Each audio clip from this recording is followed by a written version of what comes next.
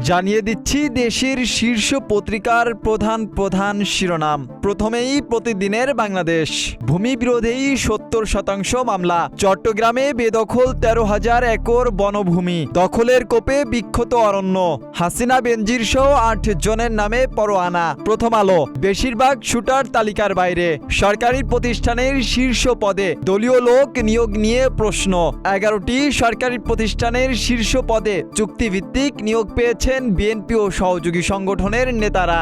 গ্যাসের ভোগান্তি কমেনি, বেড়েছে লোডশেডিং। দিনে এলএনজি থেকে সর্বোচ্চ সরবরাহ করা হয় 105 কোটি ঘনফুট। আগামীর সময়। কাজ শুরুর আগেই ঠিকাদারের পকেটে 217 কোটি টাকা। 1117 কোটি টাকা ব্যয়ে রেডিও ডিভাইস কারখানা। ট্রাইব্যুনালে অভিযোগ। কতটা দায় মুক্তি পাবেন শাহাবুদ্দিন? দেশে অপুষ্টির শিকার 1.5 কোটি মানুষ। যুগান্তর। জোরালো হচ্ছে তদন্তের দাবি। অনেক গুরুতর প্রশ্নের মুখে শাহাবুদ্দিন। দায়িত্বে 22 জন, পূর্ণ মেয়াদে 4 জন। রাষ্ট্রপতির মুকুটে বিতর্কের কাঁটা। সরবরাহ কমায় পরিস্থিতি আরও অবনতি। গ্যাস সংকটে ক্ষতিগ্রস্ত 2500 শিল্প কারখানা। বিচারের অপেক্ষায় শহীদ 6 সাংবাদিকের স্ত্রী সন্তানরা। সমকাল। বদলে যাচ্ছে পাবলিক পরীক্ষার খাতা মূল্যায়নের পদ্ধতি। সরকারি চাকরিজীবীদের পে স্কেল পিছিয়ে যাচ্ছে।